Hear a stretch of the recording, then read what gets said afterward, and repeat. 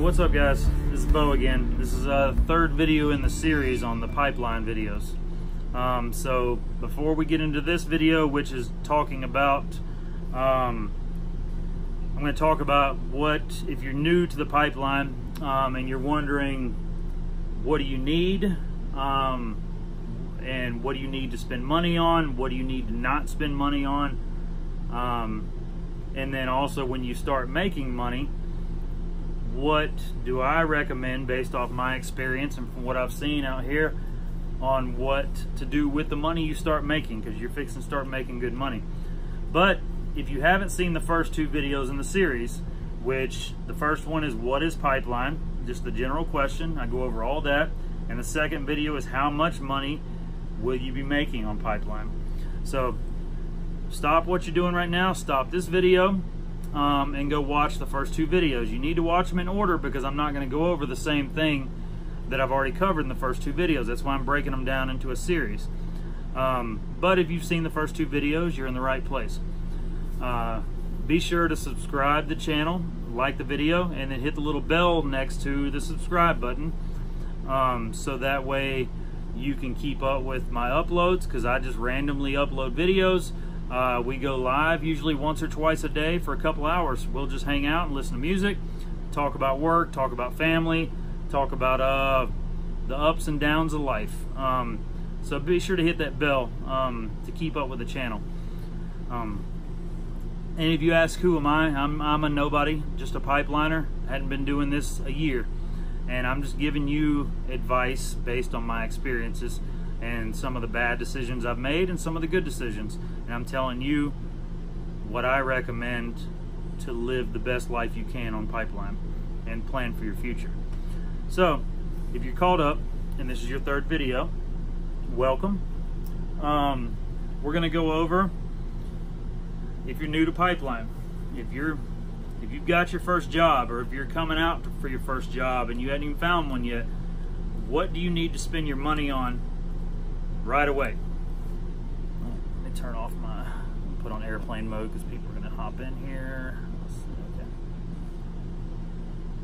What do you need to spend money on right away, and what do you not need to spend money on? Okay, let's say you're on a very limited budget, which most people that come out here don't have a lot of money put away. That's the reason they're coming out here, is to make money. First thing you need to buy, a good pair of steel toe boots. That's your first and foremost. That's the only thing you have to have out here. You could be homeless living in a tent technically and go to work the next day. If you got blue jeans and shirts and a pair of steel toes, so spend the money, get you a good pair of boots. You know, my first job, I bought a nice pair of Ariat boots. I think they were almost like 200 bucks. My mistake with that was my only pair of boots, and breaking them in was pure hell on my feet, man, because it takes a while to break in a good pair of boots. So I recommend go ahead and get you a nice pair of Ariats or a Twisted X, whatever brand you prefer, Justin's. Make sure on the bottom it says slip and oil resistant. Make sure they're steel toe. They have to be steel toe. And then also get you a pair of comfortable boots, like some lace-up boots. They won't look as cool. Everybody wants to look cool with their boots out here, and that's fine, but they're not as comfortable, not until you break them in. But get you a good pair of lace-up boots. I don't know the certain brands because I don't own any, because I went through that break-in process. I'm just telling you based on my experience. So that's the first thing you need to spend money on. Second thing, have reliable transportation.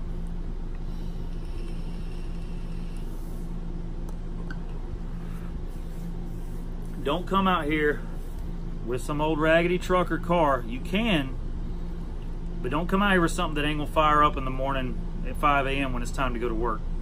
You're not gonna need your vehicle for work. You're gonna park it once you get to the job, to the yard, and you're gonna ride in a crew truck or ride with your operator or your welder. But try to have something reliable, and you don't have to go out and buy a brand new dually diesel like I did. You don't need it. I mean, well, now you need it where I'm at. I'm an operator now, but as a labor hand, don't go out and just be like, oh, I'm fixing to make $6,000 a month right off the bat. Like Bo says, I'm going to go out and get a $1,000 truck note and be a baller. Don't do that. That's a horrible waste of money right off the bat. Just have reliable transportation. A little half-ton truck or something works perfect. Even a car, a Toyota Camry or something, especially for commuting back and forth from wherever you're staying to the job. Just don't make that your biggest priority right now to have something big and fancy, because in the future you're like, well, I know I'll need it eventually. Don't waste your money on that right off the bat. The third thing, where will you be staying out here? There's a couple options. Me, I borrowed an RV from a buddy. It was rough, needed some work and stuff, so I borrowed it and I worked on it as I was staying in it to kind of cover the cost of me staying in it. But RV lot rent is going to fluctuate. Right where I'm at right now in my RV is $600 a month just to park it here on this dirt parking lot, but it's all utilities included, and I got direct TV and all that. You can go ahead and figure in a minimum of $600 a month. Some places are up to $1,000 for the nicer places, but usually around the $600 mark, anywhere in the oil field. So if you're going to buy an RV, let's say you want to plan ahead and you got a Chevy Z71, a half-ton, you need something you can pull with it. Shop around locally. Don't come out here to buy an RV, because they're marked up crazy high out here because they rent them out here. Like my RV I'm in right now, I could rent out right now for $1,500 a month, and it would go today. I would make an additional $900 a month on top of the cost of my the lot rent and everything. I could easily rent it out for that. So don't come out here. So I'm just going over the first option. If you have the money to go out and buy a nice little used RV, my first RV was a little Coleman, which is still on this lot. I just sold it to the owner and upgraded. But you know, it was a $8,000 RV. You can find them a lot cheaper, but find one that ain't effed up. Find one that doesn't need a ton of work. Don't search for the biggest one you can and wonder why it's so cheap, because it's probably got problems. Because RVs are just like boats. You're going to spend a lot of money to get them up, going right and all that. So at home, find one for $2, $3, $4 grand. Just a nice little bumper pull, maybe one with a slide out. Live in that for a while. Don't jump ahead of the gun. When you see all these pipeline and oil field guys with these $80,000 toy haulers behind a brand new dually and all that, that takes time to build up to that point. And those are guys that know they're going to be out here for a very long time, to make that kind of commitment, to spend that kind of money. So that's my recommendation. That will save you way more money in the long run than it would to come out here and rent an RV or rent one of these man camp rooms. If you can afford it and you got $2 or $3 grand, you can go out and buy off your local Craigslist or Facebook Marketplace, get you an RV, hook it up and drag it out here. It's going to cost you more to get it here. When I say here, I mean anywhere that there's oil work. I'm in West Texas right now, but it could be Oklahoma, North Dakota, East Texas, Louisiana, Florida, wherever you find the job. That's my recommendation. I think that's the most cost-efficient way, and then plus you have an asset, you own the RV, that you can turn around and sell and make your money back and more out here when you decide to upgrade or whatever. Your second option, let's say you don't have any money right now, but you have your truck or your car and your steel toe boots, and you literally have enough money to pay some bills back home and get on the road. If you're that broke, which a lot of people come out here are, they have rooms for rent all over. It's like a little hotel room. It's called a man camp, and it's just going to be a little room, usually with two beds in there, some of them with one. Those rooms are going to go anywhere from $500 a week to $700 a week. That's a lot of freaking money to rent a room. I know what you're thinking. Oh, that's $2,000 a month. Well, that's supply and demand. That's the way it works out here. You can cry about it, but if you want to stay out here, because property's so high, people that own these properties have to pay a lot of money, so they're going to make their money, and they know what you're making, so they figure $500 a week for a 2-bedroom place. Well, 2 people are making a minimum of $3,000 a week, so they factor in you're paying $250 out of $1,500 a week per person. So when you do the percentage wise, it's not that big of a deal, but don't get buried in that and doing that for more than a few months until you can figure out what to do next. There are people that do it year round because they don't like to have to haul something around the country and they want to be mobile and ready to go. There's no commitment. It's just pay by the week. Of course, you can get a better discount. You pay by the month, and they also have the rooms where you pay by the night. And of course, by the night's going to be more expensive than by the week or by the month. So yes, you can come out here with nothing and a couple $100 and you know, get one of these rooms for a week and wait till your paycheck and then figure it out from there. So you don't have to have a ton of money. That's your second option. That's going to cost you a lot more in the long run. But not everybody has a couple grand sitting around to go out and buy an RV. Your third option is to rent one of these RVs. Like I said, an RV my size, which is 36 foot, it can sleep. If you stuffed a lot of people in here, you could sleep 5 people in here comfortably, and then split that up, and then you're coming out better on the end, because that's only $1,500 a month split between 5 people. So it depends on how uncomfortable you're willing to be. Some people sleep in their truck for the first week and take showers at truck stops until they get a check. It's not easy living when you first start off, especially if you don't have any money put away. So that's your options. There's really nothing else. If you're thinking you're going to come out here and rent a house, like a 3-bedroom house or something, dude, you don't want to know what those things go for. That's big money. I've seen some of them $1,000 a week for a 3-bedroom house, and it's you can if you want to. If you got the money and you want to blow it, or if you got enough of your friends or family that's out here working too, and y'all can split it up like that, go for it. But they're few and far between. And plus, if your job moves somewhere, like if you're on pipeline, it can go from, if it's a 100-mile long pipeline, your job moves as you move along. So if you want to lock yourself into a place that you can't get away from, because most of those places are going to require a lease, then all of a sudden you move your job, or you lose your job, which happens, you're stuck. These man camps, you can be in and out and overnight and be gone. So, or the RV, you literally, if your job's moving, you hook up to it and you just go. And that's the convenience of it. And plus, with an RV, you can have, like I've got all my personal belongings here. I've got my tools with me. I've got everything that I had at home I have here with me. I've got my dog here with me. It's a convenience thing for me, because it's my home away from home, instead of having to sleep in a hotel style room every night, and you can't bring everything with you, so you have to kind of pick what you want to take. And those are your options. I'm gonna go over when you start making money. You know, you're gonna make money your very next week. It's usually like if you started this Monday of this week, and today's Thursday, or today's Wednesday, and you work all through this week, well, Friday's payday. You ain't getting paid on Friday. Everybody else is, because they've been here. You get paid next Friday for this week, and that's just the way time clocks work. They have to process your hours at the end of the week to pay you for the next week. So go ahead and count on, you're going to be 2 weeks without pay. So go ahead and factor that into your budget. You might be on a ramen noodle budget, but when that first check hits, you're going to look at it and you're like, oh my God, this is awesome money. If you're like me or like anybody else that comes out here because of the money, and you get that first, say, $1,500 check on a Friday, and you know, well, hell, I get $1,500 more next Friday.